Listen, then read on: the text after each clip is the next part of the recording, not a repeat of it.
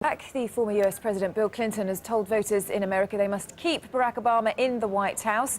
He gave a very detailed speech to the Democrats' convention in North Carolina and said the president needed more time to get the economy back on its feet.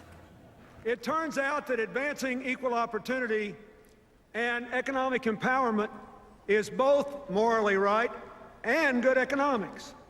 Why? Because poverty, discrimination, and ignorance restrict growth.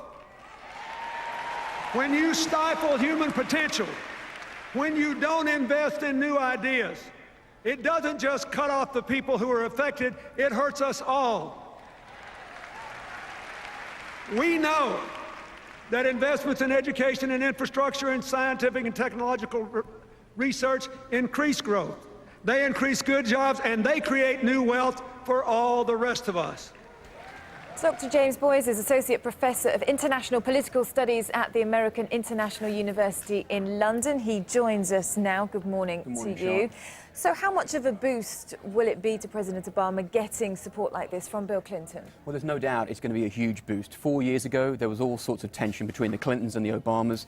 It's actually 20 years since Bill Clinton came to the White House, 12 years since he left the White House, and he's still the biggest drawer in Democratic politics, if not in American politics overall.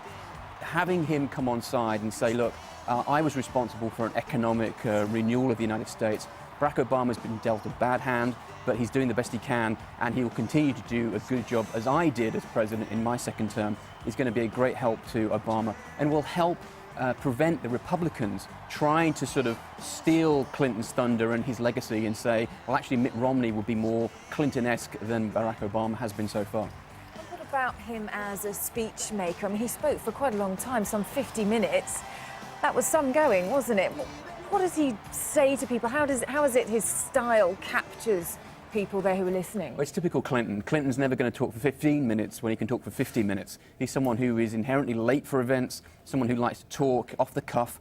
One of the great differences between Obama and Bill Clinton is no doubt about it that Barack Obama can deliver a great speech from a teleprompter, and there's been a lot of jokes about it at his expense. Bill Clinton can get up and talk for 50 minutes, almost without notes. I've been lucky enough to have met him and seen him do it, and it's quite remarkable. And he talks, therefore, with a greater degree of passion. He made reference in his speech last night to Barack Obama's cool exterior, and I think that's quite an interesting call to have made by Bill Clinton, trying to say, look, he's cool, but he's fiery on the inside. Well, no one ever doubts that Bill Clinton's got the passion, and I think you saw it in spades last night. And what about the way he picked apart Republican policies? He talked one point about, or quite a lot about, the arithmetic, didn't he? He used figures quite a lot to try and prove how they weren't all they stood for. Absolutely. Bill Clinton was what was called a policy wonk when he was in the White House, someone who loved to get down into the minutiae detail and could break down complicated ideas into very simple ideas that he could deliver to the American people. You saw him do that for 8 years, and I think he did it very well last night. And I think you could make an argument that actually he's made the clearest distinction between what the differences would be between a Republican administration and a Democratic administration come November.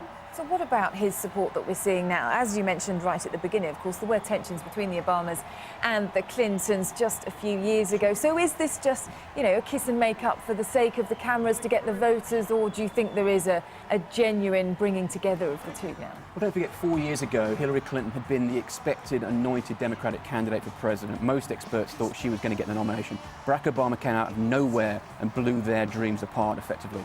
She served with distinction for 4 years as Secretary of State, which has helped cement the Clinton name in the American political lexicon.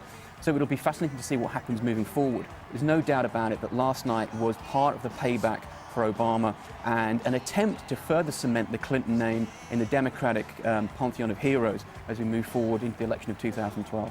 And what about whether this will be enough then? Mitt Romney does have a significant body of support. Is this going to be enough to help President Obama? Well, a lot will depend upon what the president says tonight. His speech has been moved from a huge football arena where he was expected to address 70,000 spectators to the indoor arena that's going to be 25,000. A lot will depend upon what he says tonight. It's possible he could be completely overshadowed by Bill Clinton tonight. That's the great risk. You bring Bill Clinton in, he's the ultimate performer on the live stage. But if you've suddenly got to follow that, that's a very tough act to follow.